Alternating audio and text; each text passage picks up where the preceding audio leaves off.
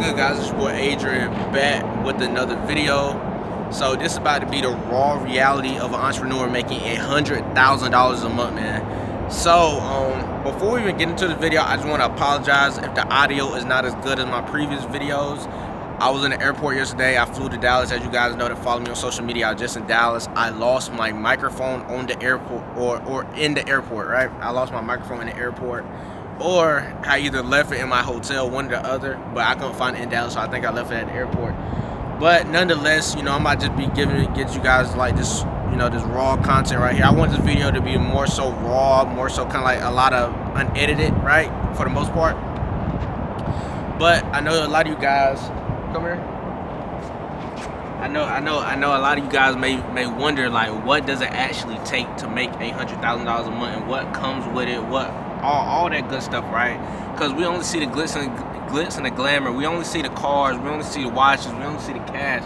We don't really think about like the mental capacity, like, or the mental stress that really comes with that. So I'm gonna give you guys kind of like my perspective and give you guys the real, so you can like really understand like how it is. So basically what I would say, first things first, I would not be able to do this without God. This is all God, man.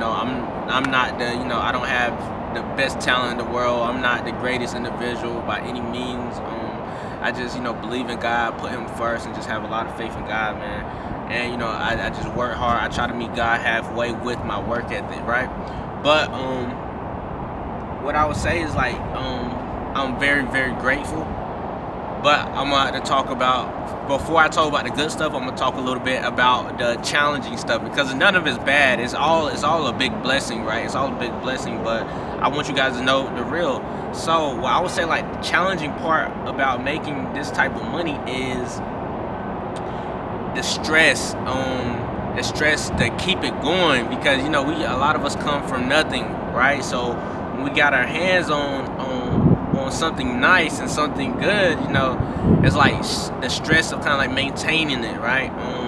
I would say stress is a big thing, and it's just a lot is on the line, because, like, for me specifically, I do the funding and I do the business funding, slash credit, and I'm a lot of people's lifeline, right? I'm a lot of people's lifeline of their company, meaning, like, I'm partnered up with the Amazon people, the Airbnb people, the Econ people, and I'm a lot of people's biggest check. I'm not gonna sit here and say, like, I'm the lifeline of the company. If I go somewhere, their company just gonna fall. I'm saying, like, no, like, but I'm a lot of revenue that's coming into their company, right? So it's like it's a good partnership, and that that comes with a lot of stress of its own, because if you mess up or you do anything like that, you kind of like you kind of got other people at risk or other people in jeopardy, as far as, like, their names on the line or their income and things like that. So I try to always keep my face card clean and try to do good business and try to do the best work possible.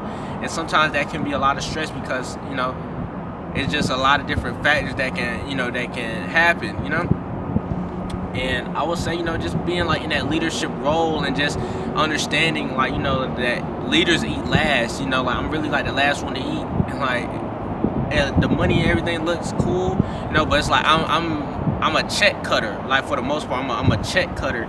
So before I can really even dwell on what I have, is that I'm making sure I'm feeding everyone else first, and that just comes with the game, and but I feel like that it fits my personality, because I never been like that person of, like, oh, I need it now, or just like kind of like, it kind of goes with my character development, I would say, is like I understand my role. Like, I understand, like, I understand how to make everyone happy, for the most part, right?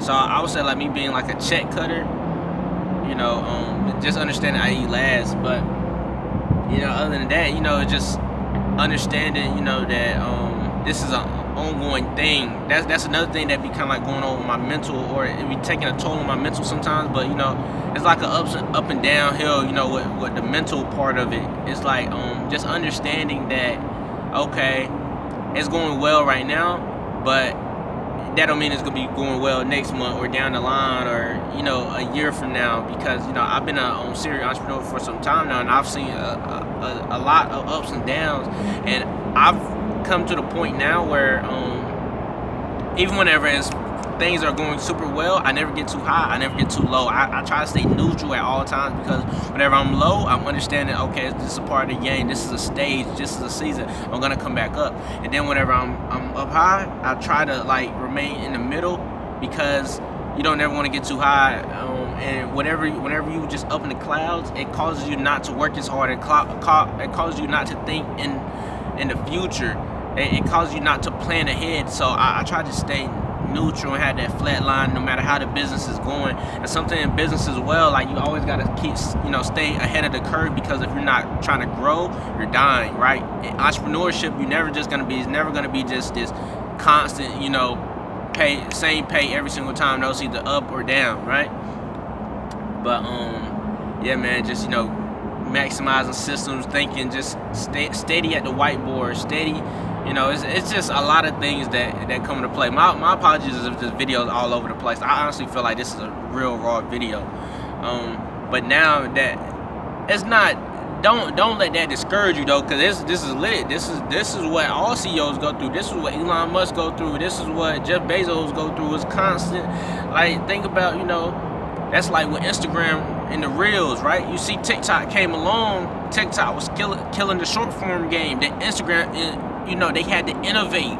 They had to grow. They had to go back to the drawing board. Even though they're making millions and billions of dollars, like, it's never, they couldn't just sit still. It's constantly, how can we be better? How can we be better? That's the same thing like that I've experienced, or I'm experiencing as well. But now let's, kind of just, talk about, the glitz and the glamour a little bit. Like, so now we can kind of, see, this is one of the things I was able to, buy from my success. I actually rented out this vet, and I came to the exact same parking lot right here, and I shot a video with LB in August, right? It's currently January. I bought this car literally a month later after I shot that video.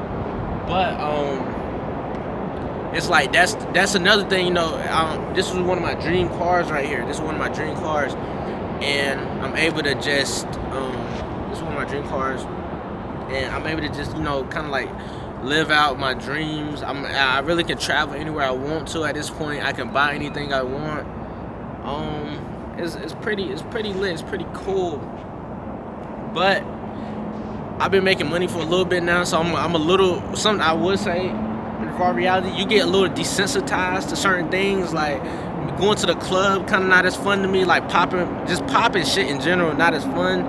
I feel like more so like what I'm getting into now, I really just like working and scaling the business, and just being behind the scenes a little bit. That's more so what's intriguing me more than anything. The money and stuff is cool. Taking care of my family is cool, but yeah, it's just the glitz and the glam. It's alright. But I would say, like, sometimes you get to a point now where right now I'm currently like the highest I've ever been. I currently had the most amount of money I've ever had in my career, and I don't know. I'm not that attached to the money. More so, I don't know. It's like I kind of got a lot of spending out of my system.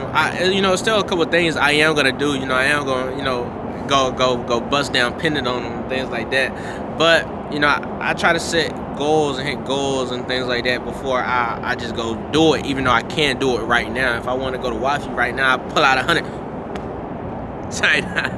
But yeah, man. But I say, I'm really just falling in love, like, with the process and just helping others. Like that's really becoming like the main thing. Like, okay, like, how can I help this individual be better? How can my company partner up with this individual and make them skyrocket and go to the moon? That's really what I'm falling more in love with now, man. But nonetheless, we can keep winning. We can keep making this money, man. We can keep going to the ceiling, man. I appreciate every single one of you guys that's following me on this journey. I'm gonna continue being, the best version of myself. I'm gonna continue, trying to be the right leader and point you guys in the right direction, man. Make sure you guys like, comment, subscribe. We out. Let's do it.